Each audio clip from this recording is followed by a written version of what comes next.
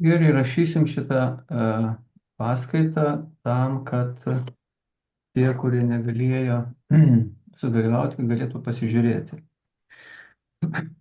Šiaip čia yra nepaprastai svarbi tema. Galbūt daugelis galvoja, kad jiems čia negresia tokie dalykai, bet statistika žiauri ir tikrai yra ko pasimokyti. Ir įdomu, kad registravosi apie 90 dalyvių į šitą paskaitą. Tame skaičiuje 3 vyrai. A jausit? Kam svarbu, kam nesvarbu. Gerai. Taigi, neištikimybė, išdavystė ir kaip išvengti.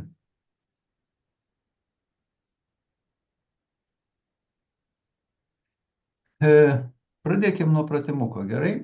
3 svarbiausi dalykai bet kokio žmogaus gyvenime. Raskit kažkur vietą ir parašykit. Nu, maždaug taip kaip čia. 1, 2, 3 dalykai galit parašyti į pokalbių kambarį, tai būtų smagu pamatyti, kokie yra jūsų 3 svarbiausi prioritetai. Patys didžiausi dalykai bet kokio žmogaus gyvenime. Tokie dideli, kad už juos didesnių nėra.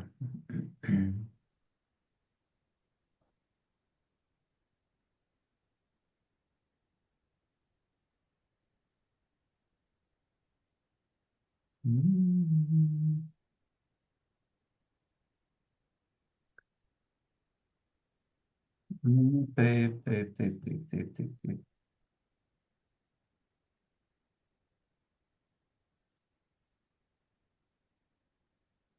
O, negirdite manęs?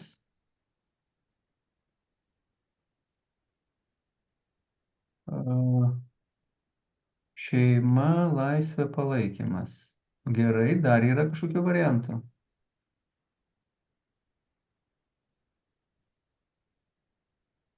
Šeima, sveikata, pagarba. Tai ką? Gerai. Šeima, nuoširdumas, palaikymas. Nu, puiku. Sakau savo variantus. Gerai. Pats svarbiausias dalykas yra kiekvienam žmogui gyvybė ir sveikata. Kai žmogus guli ligoninėje, laukia rytoj jo širdies operacija, jis nežino, ar pabus. Ar jam kas nors dar svarbu? Abejoja. Visa kita nebesvarbu tampa. Kai žmogus gyvas, pats svarbiausias dalykas yra santykiai. Tokia aukštą skėtinį žodį naudoju santykiai. Į tai įeina santykiai su tavim, santykiai su tėvais, su vaikais, su bendradarbiais, draugais, nu vienu žodžiu, santykiai su visais žmonėmis. Ir kai yra žmogus sveikas ir geri tie santykiai, tada jisai susitelkia savo visą dėmesį į finansus. Irgi aukštas skėtinis žodis finansai, tai įeina gebėjimas uždirbti, pirkti, taupyti, investuoti, vienu žodžiu, ir užtikrinti savo finansinį saugumą. Kodėl santykiai svarbiausi, kai mes esam gyvi, o ne finansai?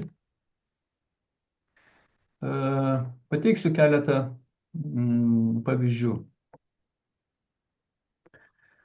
Pačiam žmogui pasitraukti iš gyvenimo yra 4 svarbiausias priežastis.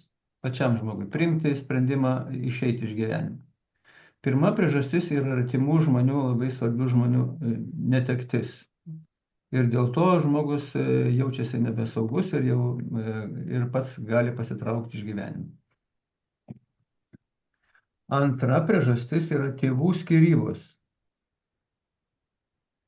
Labai svarbi. Tai žinokit, tėvų skyrybos labai smarkiai paveikia vaikus. Ypatingai ten, pavyzdžiui, nuo 3, 4 iki 15-16 metų. Jeigu vaikai jau 20 metų savarankiškai dirba, tai ta tėvų skyrybos nėra tokios svarbios, jiems nėra tokio neigiamo poveikio. Trečia priežastis yra asmeninės skyrybos.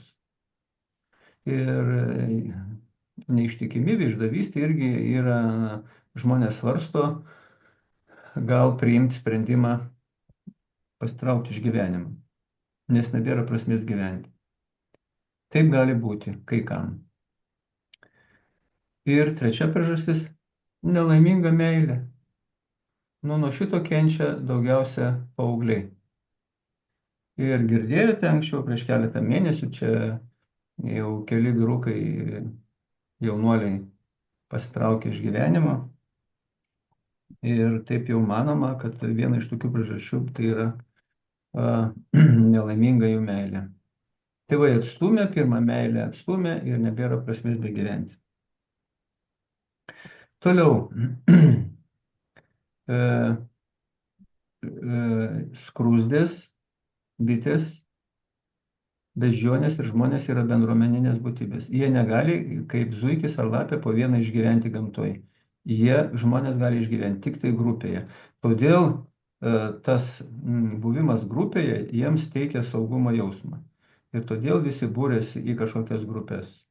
Viena iš tokių grupių - šeima. Toliau, kai tik atsirado socialiniai tinklai gimė, paplito ir visi sulindo į tuos socialinius tinklus. Gyvenam daugiabučiuose, nežinom, kaip kaimyno vardas pavardė, į kokią klasę eina jų vaikas, bet žinom, kas vyksta Facebook'e, TikTok'e, Instagram'e ar dar kažkur. Tai santykiai yra svarbiausi, kai žmogus gyvas yra. Toliau, šiandien truputį pristatysiu savo asmeninę patirtį, kas yra neištikimybė priežastis, kaip paveikia mus, ką daryti, jei esate išduoti, ką daryti, jei negalite pamiršti skausmingų išgyvenimų. Čia kai kas registravosi ir kėlė tokius klausimus, tai čia įtraukiau. Praktiniai žingsniai, kaip sustiprinti santykius ir užkisti kelią neištikimybei. Gerai, tai kas tas Mykolas yra? Asmeninė mano patirtis. Man kaip žemaičiui, kad dašustų, kad ne žmonos yra kaltos, kad aš esu nelaimingas santykiuose, man reikėjo beveik 30 metų ir 3 skyrybų. Kai trečiąsyk turėjau skirtis, pradėjau galvoti, Mykolai, kažkoks tu sąžiningas vyrukas, bet kažkaip nesąžiningai muši į svetimus vartus. Viena žmona gali būti bloga, antra gali būti bloga. 3 jau taip. Sistema taip logiškai mąsto. Supratau, kad kažkur esu netobulas ir pats turėjau, ta prasme, žmona trečia buvo neištikima, tai išgyvenau didžiulį skausmą. Man reikėjo 3 metų blaškytis po kažkur, kol galiausiai nepavyko man tų santykių išsaugoti, teko išsiskirti.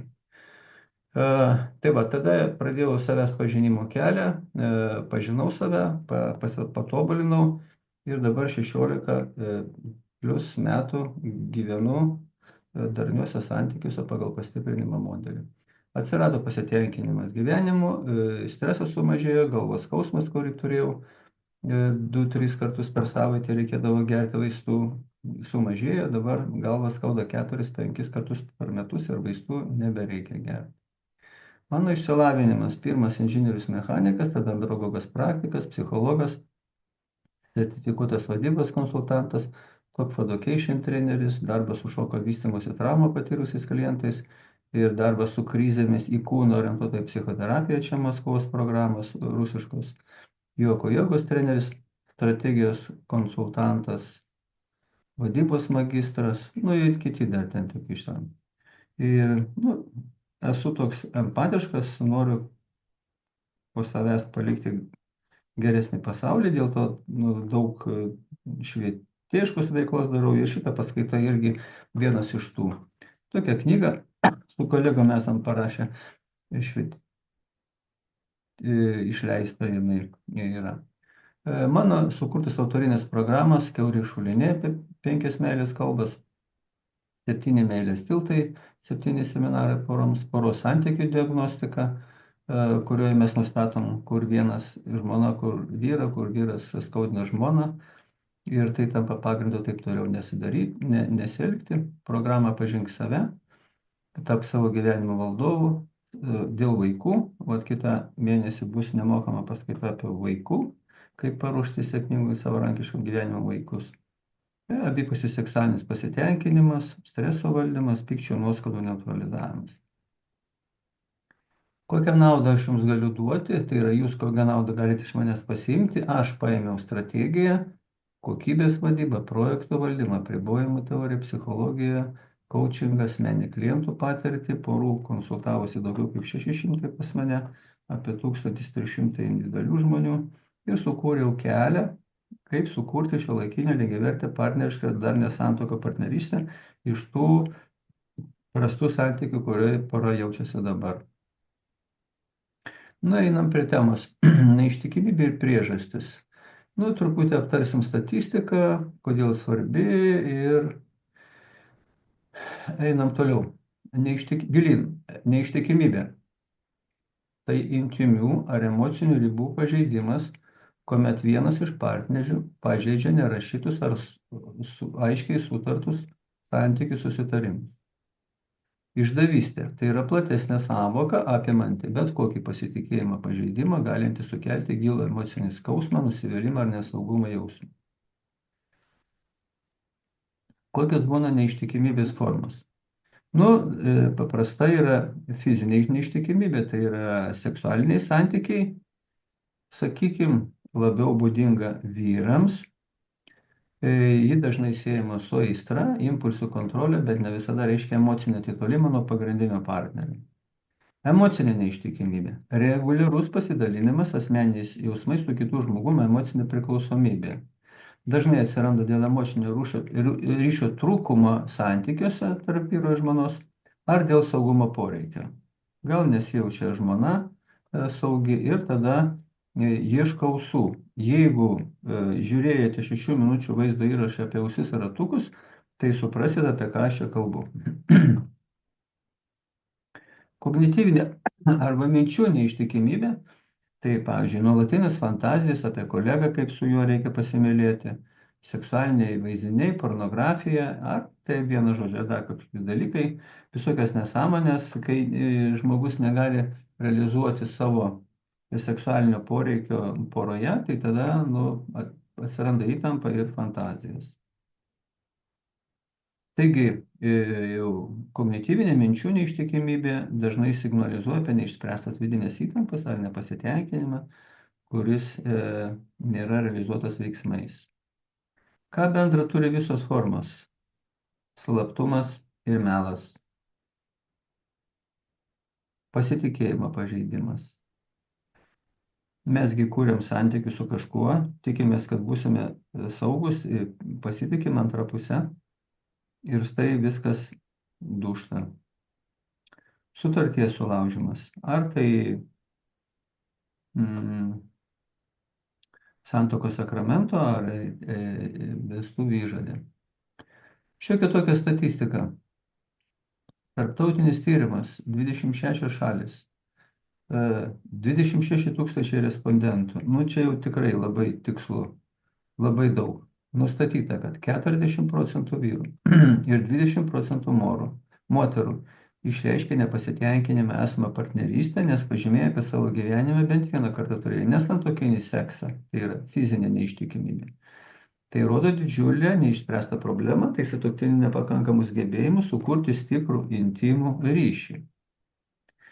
Emocinė neištikimybė dažnai neįtraukiama į statistiką, tačiau jos paplikimas yra dar didesnis nei fizinės neištikimybės, sakė 45, be pusė žmonių yra patyrę arba patys inicijavę emocinį ryšį su trečiuoju asmeniu.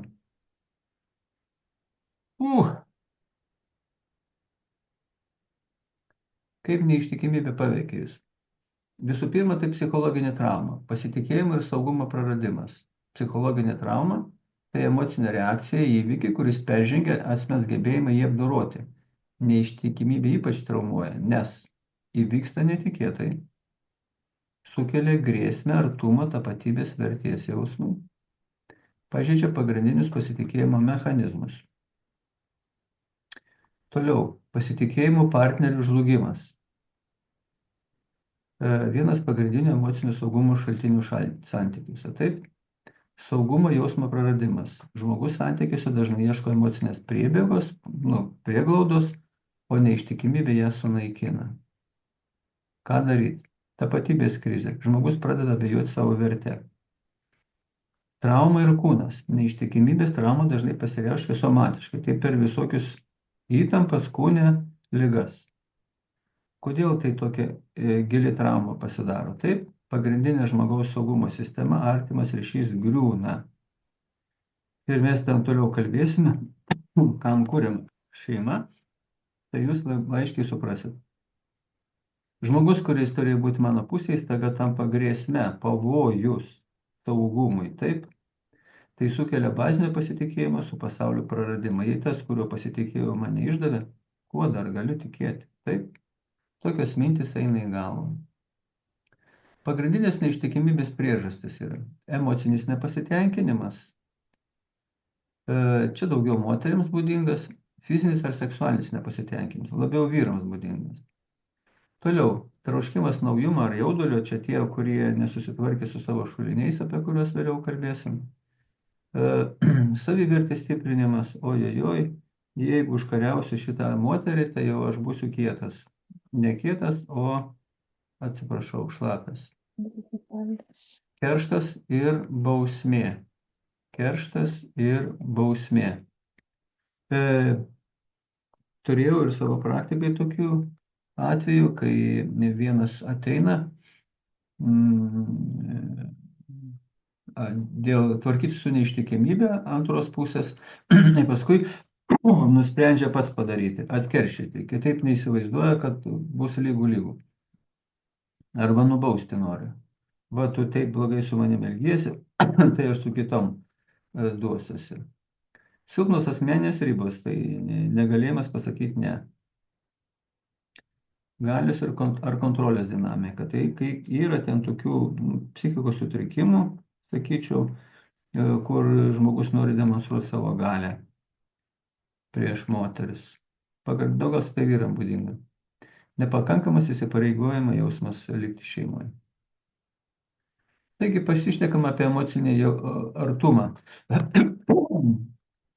Panagrinėkim, kaip susikuria šeima. Jeigu moteris pamato vyrą, vyras moterį, jeigu jie viens kitam patinka, atsiranda simpatija, simpatija perauga į emocinę trauką perauga į meilę. O meilė perauga į aistrą, o iš aistros kas būna? Žino, seksas būna, taip. O iš sekso gimsta vaikai, tada kur mes gyvenam kartu, kaip mes tvarkom su pinigais, čia mano, tavo ar mūsų, kokie mūsų gyvenimo tikslai ir viską vainikuoja juridinis ryšys. Taigi čia sumeistravau jums tokią šeimos bokštą ir kaip matote, jis pagal savo tą schemą laikosi ant emocinės traukos arba atstūmimo. Ja.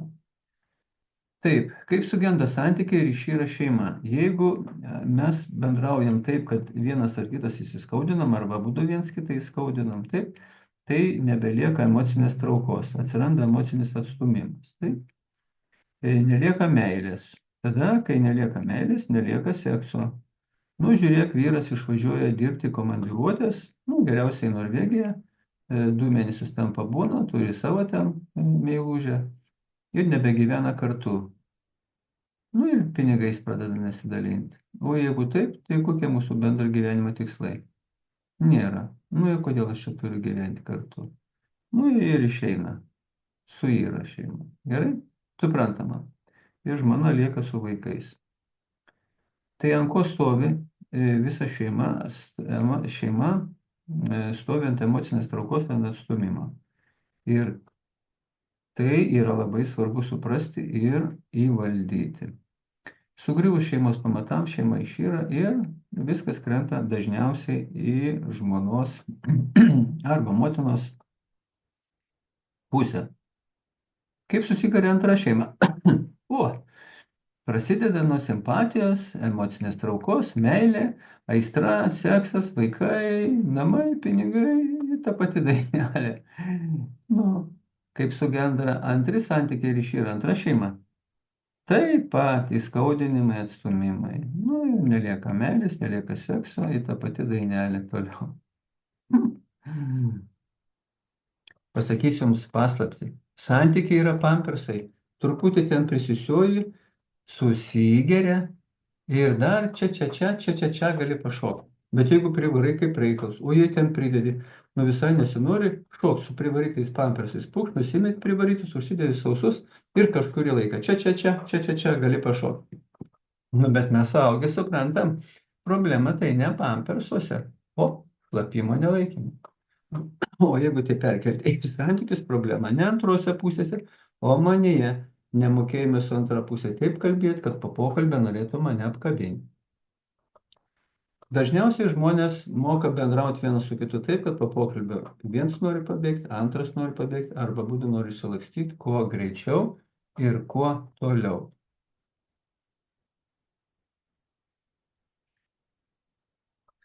Taip, klausimas, kam kuriama šeima? Prašau, parašykite į pokalbių kambarį. Kam kuriama šeima?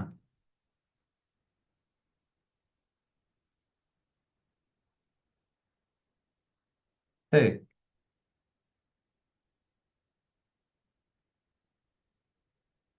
dėl knygos įsigijimo parašysit man laiškutį ir ten susitarsim. Aš taip nežinau, ar turiu vieną ar du egzempliorius. Senai išleisti.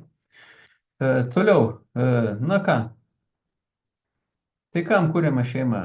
Jūs siūlykit savo versijas.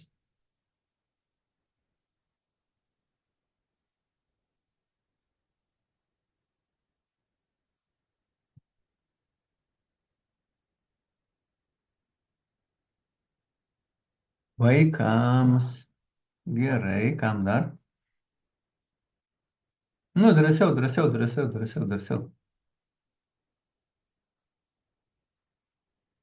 Kad išsisakytų, išsilaikytų tas bendram gyvenimui. Aha. Nu, dar vienas, kas parašykite.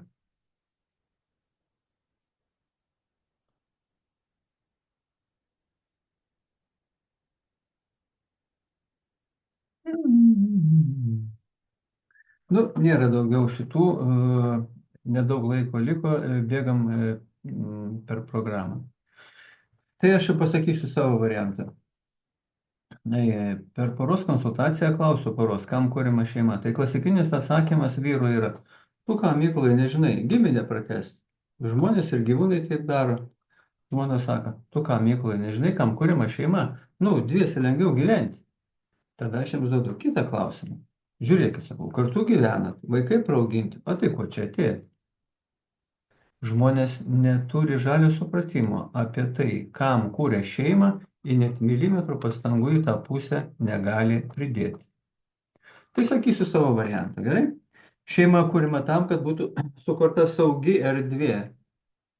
Kai grįžtat iš darbų į namus, norit rasti karą ar saugią erdvę.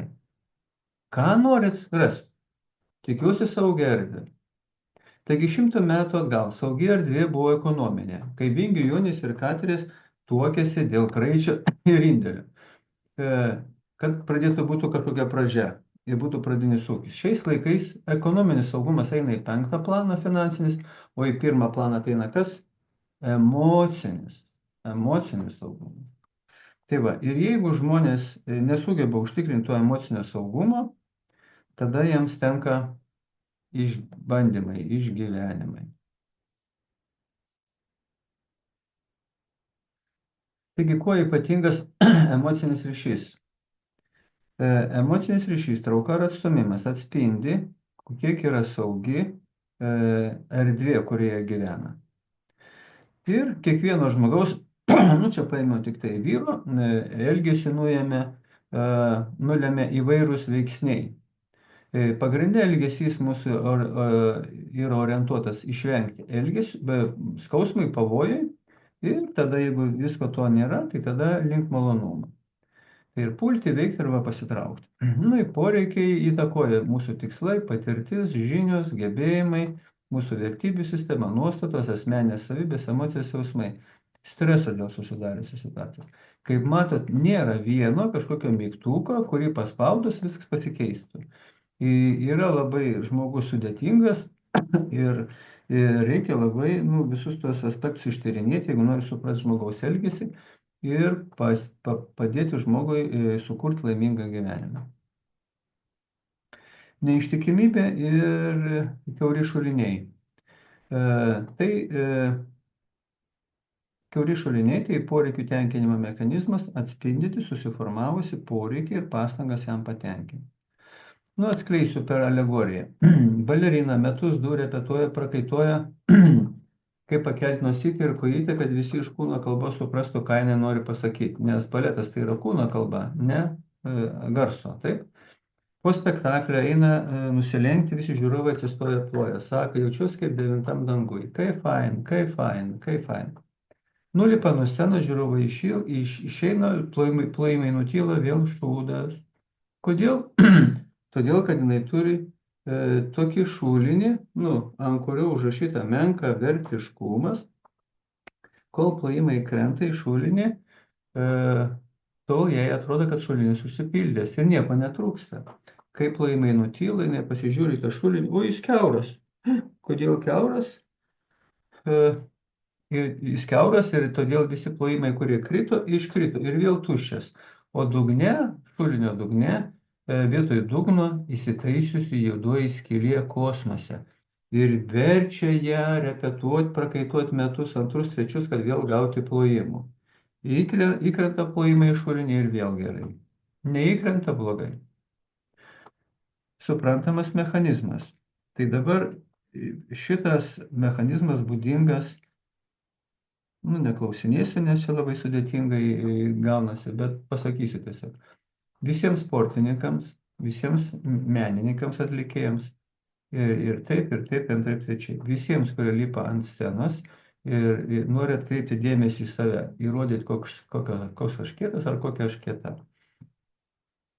Visi bando užpildyti menkavertiškumo šulinį. Taigi, istorija iš vieno kliento gyvenimo. Baigiamosiose klasėse draugavo su klasiokė. Ir jinai jį atstūmė, pasirinko vyresnį, turtingesnį vyruką. Ir kokį atstūmimo, menkavertiškumą, nesaugumą, nereikalingumą šulinį didžiulį išplėtė jam. Ir išsigandęs jis pradėjo mesti tą šulinį. Pradėjo verslauti. 1 milijoną įmetė į šulinį, neužsipildė šulinys, 2 milijoną įmetė į šulinį, neužsipildė šulinys. Tada, kada buvo vyrukas prie pinigo, tai visa jo chebra ten draugeliai sukosi apie jį, nes jis apmokėdavo sąskaitas, visai geras, ne? Kad jo, vėlgi čia kaip kompensacija dėl atstūmimo nereikalingumo. Tai jis pats pasakoja. Tai vyksta baliukas, sėdi mergička, varvina seilės, koks vyras prie pinigo, koks centre, o koks geras, gražus. Sako, nusivedė, nueini su ją į mašiną, paglostai, parvedė, 300 mergičkų įmetė į šulinį. Neužsipildė. Kodėl? Todėl, kad šulinys kiauras. Ir dar viena istorija, kuri bus svarbi ten toliau jums pasižiūrėti, suprasti tuos principus, kaip tvarkytis. Kitas klientas pasakoja, kad jam mama sakydavo, kai jis augo, Petriuktubukas kaip autobusas, nieko čia nesuprasi, eik šieno grėbti, matai lietus artėja, kaime gyvena. Ir aš paskaičiavau, kad tas klientas, berniukas būdamas, kaip augo, suprato, kas yra bukas kaip autobusas, kol užaugo ir iškeliavo iš namų, 40 000 kartų išgirdo, kad yra bukas kaip autobusas. Klausimas, kas užaugo? Teisingas atsakymas, bukas kaip autobusas. Bandė savo ir visam pasaulyje įrodyti, kad jis nėra bukas kaip autobusas, jau 1 milijoną į tą šulinį savo menkavertiškumą įmetė. 2 metai, taip toliau, bet tai kainavo jam santykius. Teko išsiskirti. Dar kita istorija apie vištelę. Taigi, aš savęs matymas ir kad mes turėtumėm vidinę ramybę, mes turim kažką daryti. Gerai? Ir jeigu pas mus susiformuoja menkavertiškumo šulinys, o jo dugne, kaip sakiau, juodoji skylė kosmose, kuri verčia jį tą žmogų stengtis, kažkaip repetuoti, prakaituoti, parodyti visiems, kad aš esu kietas, ne? Tokias pastangas. Jie tai yra, kuria pastangas atkurti vidinę ramybę, nes jinai pažeista. Vieną panelį įmetė, mašiną brangiai įmetė, 1 milijoną įmetė, dar kitas, jau medžiotojas, dar 1 milijoną, dar vieną mašiną, dar milijoną. Kur dar mane pavadins kietu? Jeigu žmogus kitus menkina, tai yra pagrindinis požymis, kad jo savivertė yra pažeista. Ir jis turi surasti pas kitą žmogų kažkokį kabliuką, dėl kurio galima būtų sutrypti su žemėm, tam, kad jis pasijustų geriau. Tai rodo didžiulį menkavertiškumo šulinį. Nu, kitas šulinys nepasitikėjimas, vėl taip pat, aš nebijau, aš visiems įrodysiu, tai kontrolė, puolimas, sekimas, pavydas, griežtos taisyklės, dvigubi standartai, man tai tau ne, pykčio priepuoliai, kaltinimai, menkinimai, bus taip, kaip aš pasakiau. Na va, kaip išsiaiškinom apie šulinius, galim pakalbėti apie 5 meilės kalbas ir kiaurus šulinius, kaip tai susiję. Taigi palaikymo žodžiai maitina šulinį kokį? Aš manau, kad man nepavyks, jūs mane palaikykit, palaikykit. Tai kokį šulinį maitina? Nepasitikėjimo ir menkavertiškumo. Laikas kartu, negaliu būti viena, nepasitikiu, nesaugi. Taip, nereikalingumo jausmas. Dovanos maitina menkavertiškumo jausmą, paslaugos menkavertiškumą arba nuovargis, fiziniai prisilietimai nereikalingumo jausmą ir nepasitikėjimą. Tai menkavertiškumą. Tai va, tai 5 meilės kalbas, ačiū Čepmanui, rodo mums į kiaurus šulinius. Ir per juos mes galime geriau suprasti save. Taigi palaikymo žodžiai maitina menkavertiškumą, nepasitikėjimą, laikas kartu atstumimo nereikalingumo jausmą susiformavusi mums augant, dovanas menkavertiškumą, paslaugos menkavertiškumas arba nuovargis, pavyzdžiui, žmona po gimdymo išeina į vaiko auginimo darbus 2 metus, ne atostogas, kaip čia nesąmonė daro, o vaiko auginimo darbą.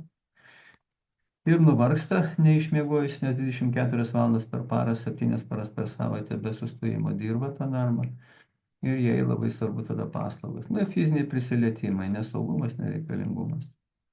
Ar gali būti patenkinti jūsų poreikiai, jeigu šuliniai yra kiauri? Ne. Skyrybos ir naujų santykių užmezgimas tai savo problemų sprendimo. O kokia yra problema? Kiaurų šulinių pildymo perkeliamas kitam žmogui. Tai jūs, jeigu jau buvote kažkokiuose santykiuose, buvote įsimylėję, jūs turėjot pastebėti, kad draugystės etape mes pildom viens kito šulinius, taip? Gražiai šnekom, palaikom, leidžiam laiką kartu, dovanas dovanojam, padedam, liečiamės, užsiimam seksu, taip? Mes pildom viens kitam šulinius. Ir mums susikuria tokia iliuzija, kad šitą jau sutikau antrą pusę gyvenimą, viskas, dabar gyvenimas bus super duper. Tai va. Ir tada susikuria aukšti lūkesčiai antrai pusiai. Ir tada, kai tie aukšti lūkesčiai neįsipildo, o realybė yra tokia, tai nusivylimas, nepasitenkinimas, kyla pyktis ir prasideda konfliktai. Taip? Na ir bent poroje santuokos modeliai paklusimo, tai pagrindinis patriarchalinis, matriarchatinis, kai yra vyras po žmonos kulniuku. Dabartinis yra anarchinis, kai abu kovoja dėl valdžios, ir mano yra mokymai lygiavertis partnerystės į perspektyvą. Taigi pagrindinis vyro ir žmonos išlaikymo šeimai modeliai buvo paklusimo modelis, krikščionių požiūris, Biblijoje buvo parašyta, jūs moteris būkite klusnūs savo vyrams, lyg kad viešpačiai, nes vyras yra žmonos galva. Nu ir taip toliau. Nu, va taip arba taip. Kodėl šis modelis neveikia civilizuotose kraštuose? Todėl, kad 1948 m. gruodžio 10 d. buvo pasirašyta visuotinė žmogaus deklaracija, pagal kurią moteris tapo lygi vyrui ir abudu lygus vienas kitam nebenori paklusti, todėl priešinasi ir konfliktuoja, tai pažeisdami viens kito orumą, sunaikindami meilę ir pagarbą, pagimdydami neapykantą bei paniką. Kada vyksta sutuoktinio emocinis atstumimas ir skaudinimas? Kai miegam nevyksta, kai dirbam atskirai nevyksta, vyksta, kai bendraujam kartu ir viens kitam įžeidžiam, sužeidžiam širdis ir tada kas norisi daryti? Tikrai nesimylėti jo. Jeigu jūsų santykius yra nusivylimas, nepasitenkinimas, nepagarba, priekaištai, panieka, pažeminimai, kaltinimai, konfliktai, kivirčai, nesaugumas, nebėra noro stengtis dėl kito. Čia yra vienas iš tokių pirmų skambučių, kad jau blogai yra. Jeigu atšalimas, atitolimas, ne kalbadieniai, ne seksadieniai, paskutinis skambutis, jeigu yra ne seksadieniai. Tai ir vienas ir kitas negali išlaikyti ir tada ar vienas ir kitas nueina į šoną. Nu tai tolsta po biškį iš gerų santykių, įprastų ir taip toliau. Kas parodo, kaip jūs bendraujat, kokia jūsų bendravimo kokybė? Tai yra jausena po pokalbio, dėrybų, ginčų, konflikto. Ir jeigu jūs jaučiatės gerai, reiškia gerai bendraujat. Jeigu blogai jaučiatės, reiškia abu bendraujat negerai. Ir dar viena užduotis, kuo skiriasi aidas nuo sutuoktinių aido. Vėl taupysiu laiką. Aidas yra tokia garso banga, kur atsimuša nuo paviršiaus ir susilpnėjusi grįžta pas mus. Pavyzdžiui, miško aidas, gali neišgirsti. O sutuoktinio aidas tokia garso banga, kur atsimuša į sutuoktinį, priauga ir teškia atgal, tik laikykis. Bet mes nenorim likt skoloj, paauginam su žaibu, gražinam. Gavę su vienu žaibu, nenori likt skoloj, graužina su dviem žaibais. Ak, tu šitaip, čia tam su trim, čia su keturiais. Ir aidi, Stasio Povilaičio daina. Ką supratote? Kad būtų aiškiau, prisėlinsiu tyliai kiekvienam jausį ir pašnabždėsiu. Jeigu tau nepatinka, kaip ataidi antrą pusę, žiūrėk į veidrodį, kaip tu šauki, kad ataidi taip, kad tau skauda. Nu, šauki, tyli, kalbi, nekalbi ir kaip elgėsi, nesvarbu. Nu ir užbaikite patarlės. Ką pasėsi, tą ir pjausi. Kaip pasiklosi, taip mėgosi. Kaip šauksi, taip atsilieps. Žodis žvirblių išlėkia, akmeniu arba jaučiu sugrįžta. Taigi, jūs turite išmokti bendrauti taip, kad po pokalbį jūs norite apkabinti. Jeigu to neišmoksite, jūsų laukia santykių krizė, atitolimas, kokios nors neištikimybės, išdavystės, skyrybos ir galėsite ieškoti naujų pampersų. Bet kaip? Nu, dabar čia nematau per šitą meniu, nu tai gerai, gal čia galim perkelti? Galima, puiku. Tai dabar, jūs turėjote užpildyti sutuoktinio poveikis man tokią lentelę. Čia aš iš vieno kliento paėmiau. Taigi atstumimo jausmas, žmogus jaučia, neprisimenu, čia moteris ar vyras, tai nėra svarbu.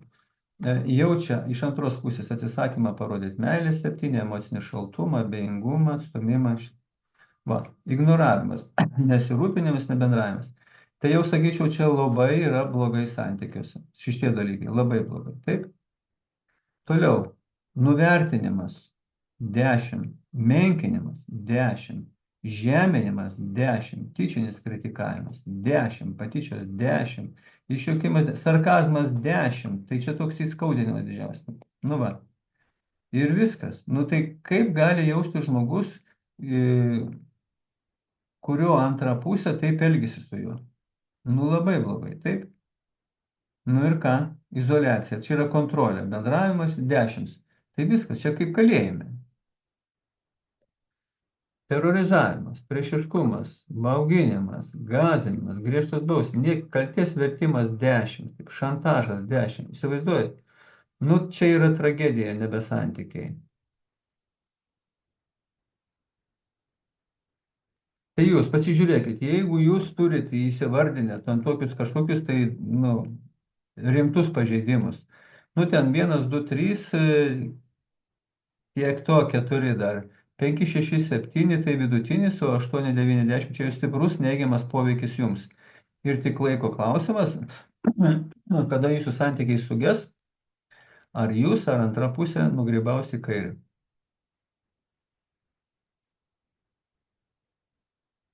Taip, pasiaiškinkim, kas yra nekalbadienis. Kas yra nekalbadienis? Nu, tai va, e, kartais žmonės sako, o net ir girdėjau, garsus psichologai aiškina, kad nekalbadienis yra pasyvaus smurto forma. Nu, nekalba su manim, taip ignoruoja ir smurtauja prieš mane. Va. Kadangi turiu trečią akį, matau geriau, pasakysiu, kas iš tikrųjų yra nekalbadienis. Nekalbadienis yra būsena, kai tavo širdis kraujuoja iš skausmo. Ir tiek beprotiškai, po išgirsto žodžio arba žinios, tiek beprotiškai skauda, tiek skauda, kad neapsiverčia liežuvis pasakyti meilaus žodžio, nekyla ranka apsikabinti ir nesinori tavo pusę žiūrėti. Taip, tai va, tai jūs turite išmokti bendrauti taip. Ant to stovi jūsų santykiai, nuo to priklauso. Nu, trumpai žvelkim iš ko mes susidedam. Aš sudėtis, tai aš, mano ego, kas aš esu, tai čia kaip aš turiu elgtis, čia kaip mano manimo, kaip kiti turi elgtis su manim. Ir jeigu yra pavojus į aš pažeidimą, tai tada dvi reakcijos - bėk arba kovok, ne? Nu, kažkoks pavojus, tai mano reakcija mobilizacija, tai baimė, pabėgti arba pyktis, agresija, pulti.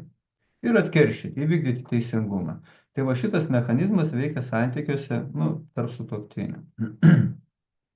Kodėl?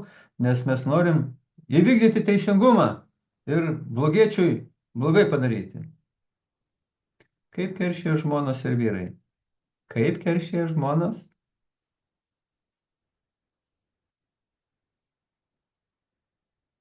E, joms skauda galva, jos nenori būti kartu ir ieško paguodos, ieškodamas kitų ausų. Geriausia darbė surasti, ne? Mažiau problemų. Kaip keršija vyrai? Nu ką, eina į kairę. Kodėl norime aiškinti santykius? Kad nutraukti skaudinantį elgesį su mumis. Aiškinantį santykius ieškome, kas padarė klaidą ir kas yra kaltas. Tai yra blogai. Tada pradedam kaltinti, teisti ir mokinti viens kitų. O kiek smarkiai norisi mylėtis po konfliktų?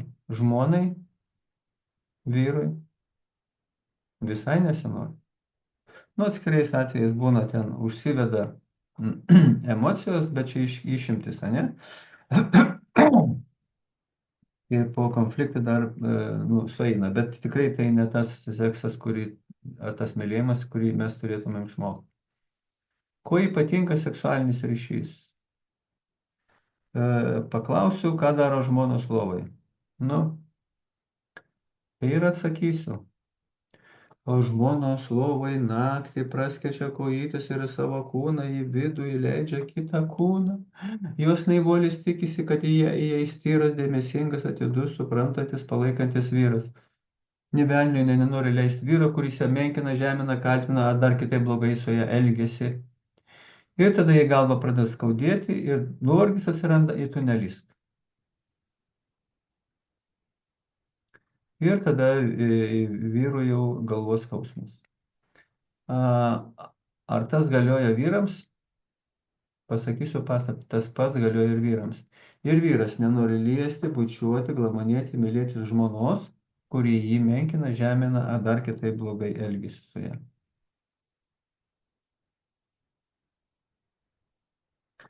Nu, pasišnekam dar vieną temą. Kas yra laimė? Kas yra sąlyginė laimė? Sąlyginė laimė yra laimė su sąlyga.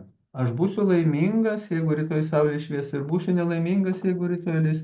Aš būsiu laimingas, jeigu mane apkabins, ir būsiu nelaimingas, jeigu neapkabins. Ir žmogus iš karto papuola į sąlyginės laimės spąstus ir kenčia ten tol, kol sąlyga nėra išpildoma. Tai va, pasižiūrėkit, prašau, į save. Ar jūs turit kažkokių sąlygų savo laimiai? Galbūt jūs turit sąlygų, kad man padovanos gėlių. Galbūt jūs turit sąlygų, kad mane apdovanos bučiniu. Nu, ta prasme, nusives kažkur. Ta prasme, tai yra sąlyga. Sąlyga. Ir būsit nelaimingi tol, kol sąlyga nebus išpildyta. Kas yra besąlyginė laimė?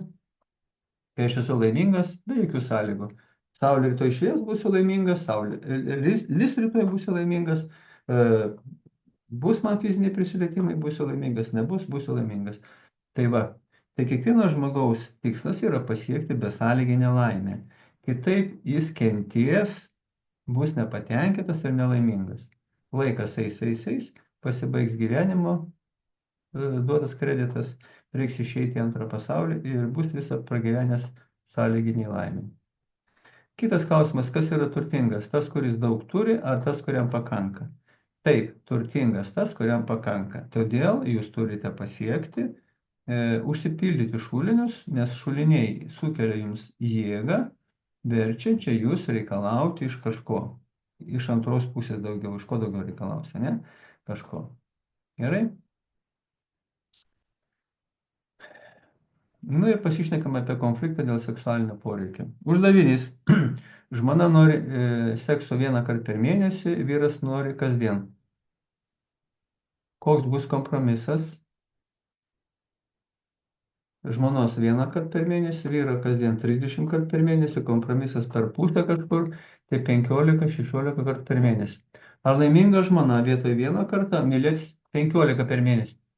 Aišku, kad 15 kartų nelaiminga. Ar laimingas vyras vietoj 30-15? Irgi nelaimingas, ne? Taigi, sprendimas, kompromisas, jis nepatenkina abiejų. Tie abu pralošia, taip? Abu pralaimėjo. Koks yra win-win sprendimas?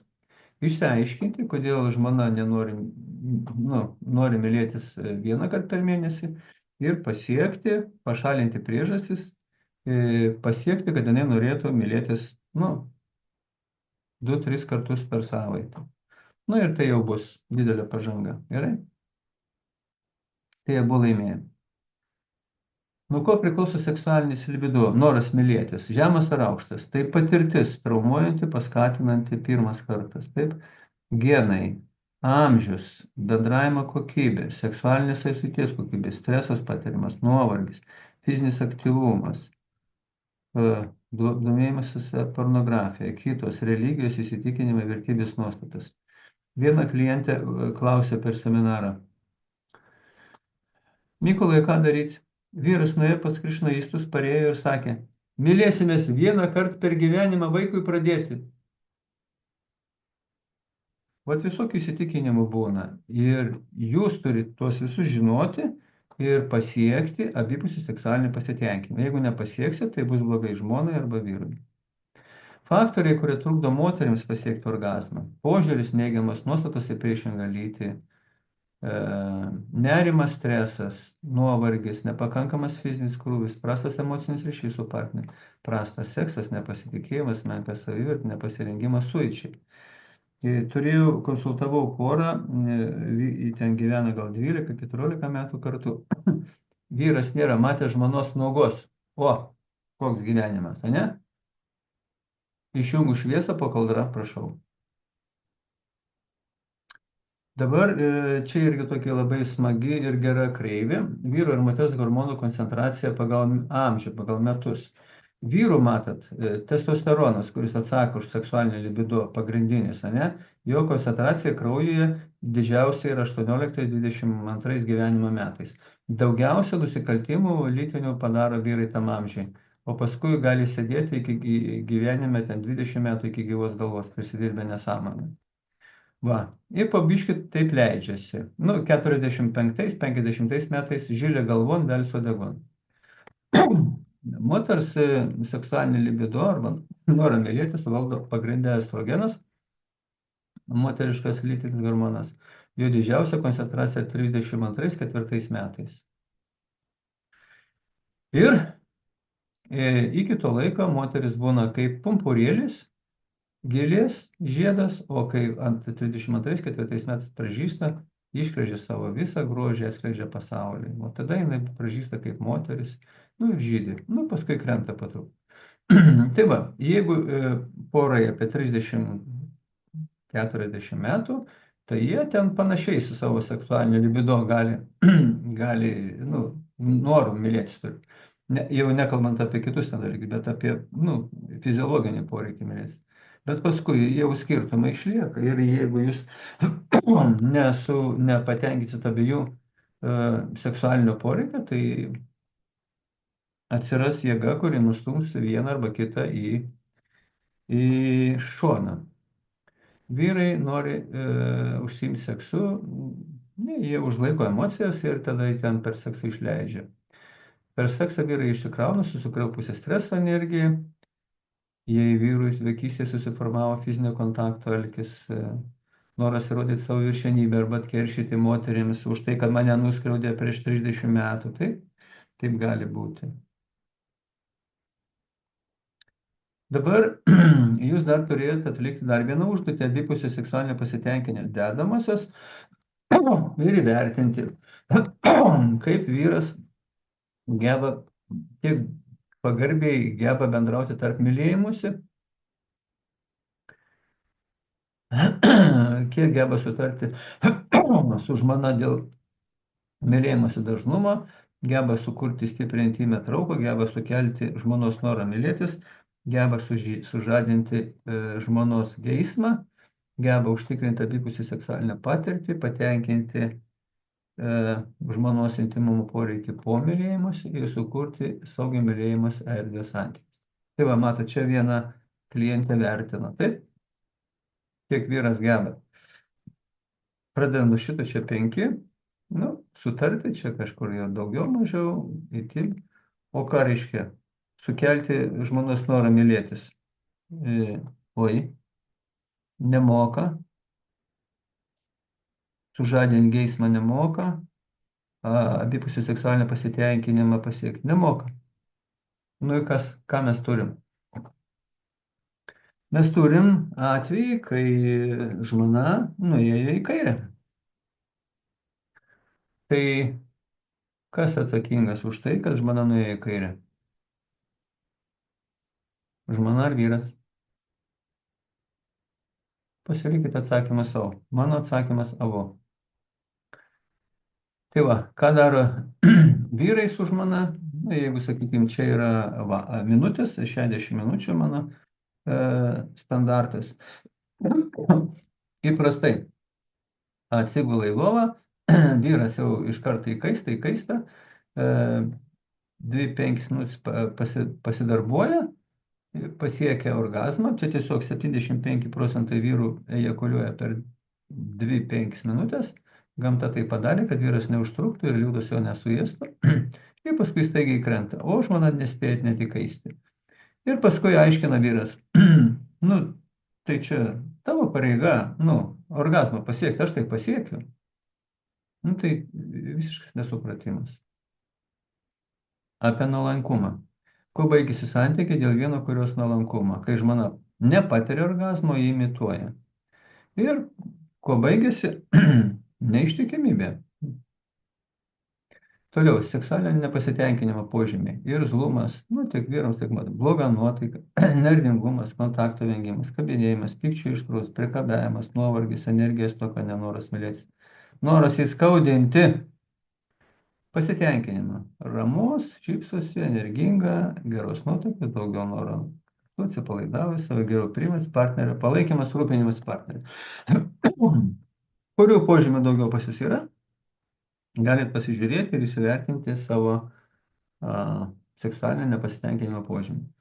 Šiaip kartais moteris net nesupranta, kodėl, nu, ta prasme, jos irzlios yra. Nu, bet fiziologija yra fiziologija. Elgesio vienas su kitu skirtumai. Draugaujant. Nu, tai kaip sakiau, jau draugaujant, mes pildom viens kito šulinius ir mums susikuria iliuzija, kad čia žadam antrą pusę. Susidėjus gyvenam, tai dar, bet kai vedus, tai iš vis tu po vestuvių priklausai man ir turi daryti taip, kaip aš tau liepsiu. Ir prasideda konfliktai. Nu, čia trumpai noriu atskleisti per šitą skaidrę, kad nieko nėra pastovaus. Vyras veda pirmą kartą 30 metų, statistiškai moteris 28. Ir medaus metai, paskui gimsta vienas vaikas, antras vaikas, žiūrėk po 12 metų bendro gyvenimo skyrybos, jeigu ką, ir lieka žmona, mama auginti viena vaikus, nu ir ten pensija, skyrybų. Nu, vienu žodžiu. Užduotis pirma, nustatyti vietas, kuriuose gali būti pažeidžiama saugi erdvė. ir patobulinti save pašalinant, atstumiant elgesį, suformuojant pritraukiant elgesį. Nes jūs kiekvieną dieną gyvensit kitokiuose santykiuose aplinkybėse. Taip? Tai čia mąstymo klaida. Iki gyvenimo pabaigos tarp mūdviejų bus tokie geri santykiai kaip pradžioje. Mąstymo klaida tikrai nebus. Jūs turite išmokti bendrauti taip, kad po pokalbį jūs norėtų apkabinti. Nesvarbu, kas vyksta tarp jūsų santykių. Taigi, ką jūs turite nustoti bendrauti atstumiančiai, pažinti save ir kitą, bei įvertinant skirtingumus, išmokti bendrauti taip, kad po pokalbį tarp jūsų būtų emocinė ir intimi trauka. Kokia problema? Nepakankama žinios, požiūris, vieno ar abiejų nepakankami gebėjimai bendrauti, pasiekti abipusį seksualinį pasitenkinimą, išspręsti visus tarpusavio konfliktus abipusio laimėjimo būdu ir sprendimas. Čia mano tai specialiai sukurti seminarai poroms, kaip sutarti surandant konflikto abipusio laimėjimo sprendimus ir kaip sustiprinti intymų poros ryšį. Arba psichologo konsultacija, kaip pasiekti abipusį seksualinį pasitenkinimą. Taigi, judu plus Mykolas Truncė tampame komanda ir mūsų bendrų pastangų tiklas stipri šeima. Ilgalaikė, lygiavertė, pastiprinate partnerystė, kurioje abu jaučiasi saugus. Keletą minčių, ką daryti, jeigu esate išduoti. Jei patiems nepavyksta atsijungti nuo išdavystės, geriausia kreiptis į porų psichologą su jo pagalba. Neutralizuoti patirtą traumą kūne, emocijas prote, įvaldyti stresą, suprasti priežastis atvedusias porą į šitą situaciją ir jas pašalinti, pažinti ir patobulinti save ir gauti palaikymą.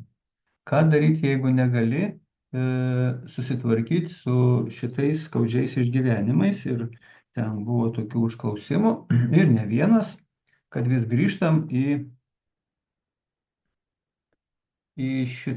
tą praeitį, užsikabina ir vėl aš kenčiu dėl to, kad išgyvenu neištikimybę jau 1001 kartą. Taigi dabar čia viskas priklauso nuo paties žmogaus, kiek jis yra stiprus. Pavyzdžiui, eina per gyvenimą, sutinka problemą, neišdavystė, perlipa ir nueina. Tačiau jeigu žmogus dėl kažkokių priežasčių yra nepakankamai stiprus susitvarkyti su šitą problemą, atsiranda pas jį sąstingis, pasyvumas, susidarimas, bejėgiškumas. Ir jam problema šitą neįveikiama. Tai nėra kito būdo ir reikia kuo greičiau kreiptis profesionalios pagalbos. Tada su profesionalia pagalba ateis aiškumas, kodėl tai buvo, pasitikėjimas, stabilumas, aktyvumas ir lengvai susitvarkysite su šitą skausminga patirtim. Taigi, ką daryti, jei negalite pamiršti skausmingų išgyvenimų? Dar patarimai. Emocijų išmetimo meditacija, neutralizuoti pyktį nuoskaudas, sinapsių takeliai, tuoj paaiškinsiu, minties sunaikinimas. Taigi, sinapsių takeliai, emocijų išmetimo meditacija. Čia kaip pavyzdys, kaip Mykolas išmetinėja meditaciją, ją galima daryti kartą per savaitę ir darau kartą per mėnesį, visus gali kas nori ateiti, padaryti. Tada pykčio ir nuoskaudų neutralizavimas kūne, emocijos ir prote. Tai čia darbas su pykčio išmetimu, miške su lazda. Ir dabar papasakosiu apie sinapsių takelius, kad suprastumėt, kodėl jūs negalite pamiršti tų įvykių. Gerai? Tai naudoju tokią alegoriją. Va čia yra takelis žoliai pramintas, matote, ar ne, nuotrauka. Gali būti toks platesnis, gali būti gilesnis takelis, gali su atsišakojimais, gali takelis gatvę kirsti. Ir galiausiai čia mes matom ką? Jau tokį sinapsių takelį, kuris jau tarsi asfaltuotas kelias. O čia tas motociklas simbolizuoja mūsų mintį. Ir jeigu jūsų mintis važinėja sinapsių takeliais, ant kurių parašyta, aš esu kalta, aš esu nevykėlė, aš labai bijau, aš neišgyvensiu. Ir pas jūs pasileidžia tos reakcijos, kurias jūs išgyvenate. Taip?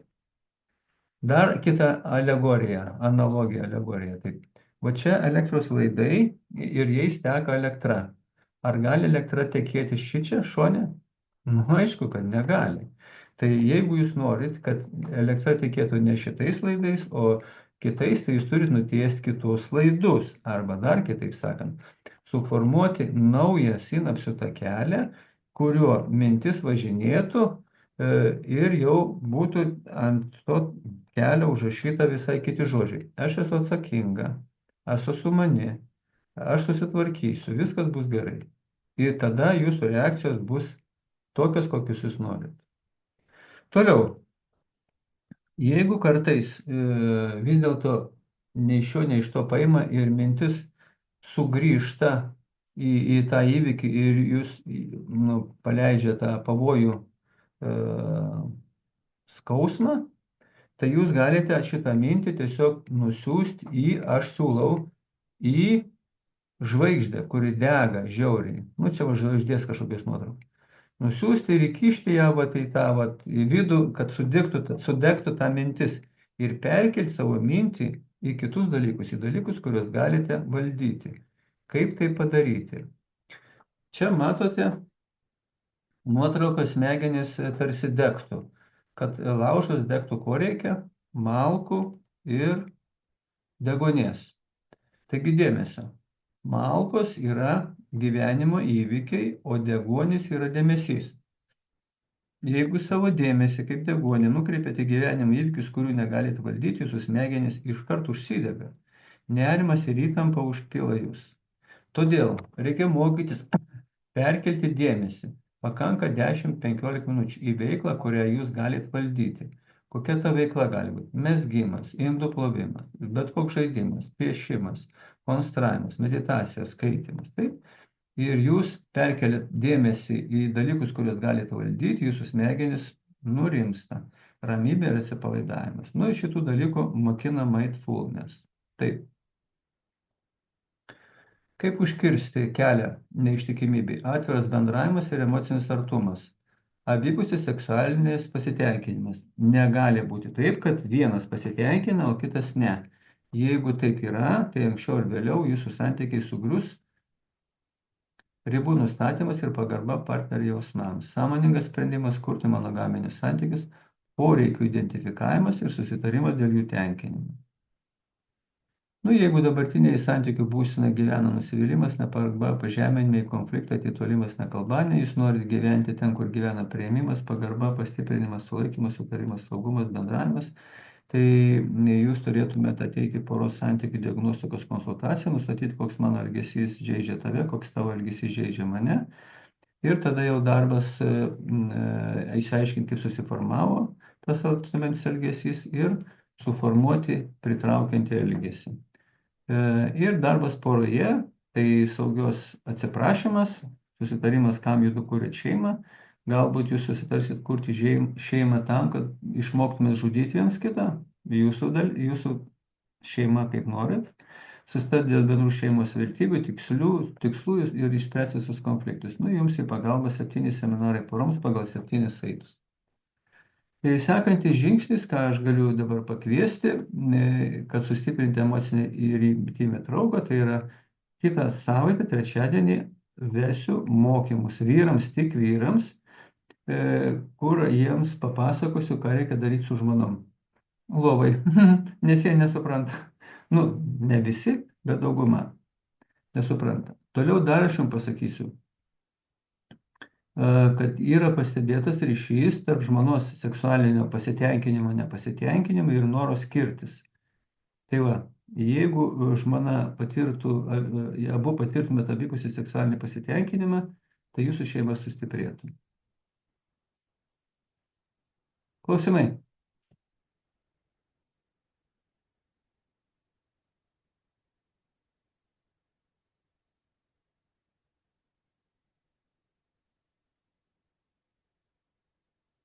Klauskite žodžiu arba raštu, prašom.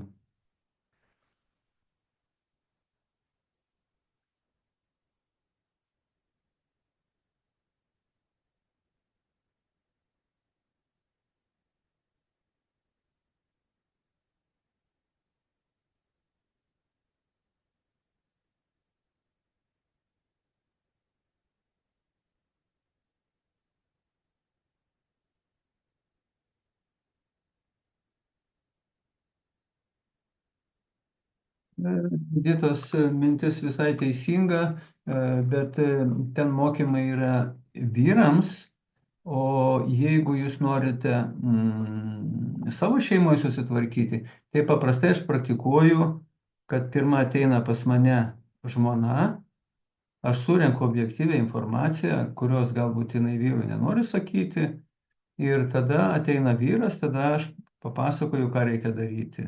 Na, ir žmonos kažkokių paslapčių neišduodu, bet vat, principus ir pamokau, ką reikia daryti. Tai va, mokymai moteriams, oi, mokymai moteriams. Per individualias konsultacijas. Anksčiau mes rengdavom seminarus poroms, kaip pasiekti abipusį seksualinį pasitenkinimą. Gegužės mėnesio 13 dieną meilės Deivės Mildos diena Lietuvoje. Ta proga mes važiuodavome į Palangą. Bet jau keli metai nedarom, tiesiog nėra norinčių. Tai va taip kol kas tik individualus darbas. Moterims irgi reikia tą žinoti, dėl to aš ir kai kalbu jau individualiai, tai tada aš moterim paaiškinu, kaip kas yra ir tada jau jinai gali, suprantat, kaip yra. Moteris gauna iš manęs informaciją, vyras gauna iš manęs informaciją, ta pati informacija. Ir tada jiems jau lengviau susikalbėti, jie žino, kaip, jau susikalbėti vienas su kitu. O mokytis reikia abiem. Klausykit, kas mokė sekso? Kur kas mokė sekso? Pornografija, kurią mes žiūrim, tai yra klaidinga kryptis. Žaisliukai klaidinga kryptis. Žaisliukai klaidinga kryptis. Tai va. Aš pats, ta prasme, daug turėjau nukeliauti, kol suprasčiau tos visas plonybės ir dabar galiu mielai pasidalinti su tuo, kas nori. Taip. Klausimų daugiau nebėra, tai tada dėkoju visiems už dėmesį, linkiu jums geros kloties, jeigu ką, mielai jums padėsiu. Gerai?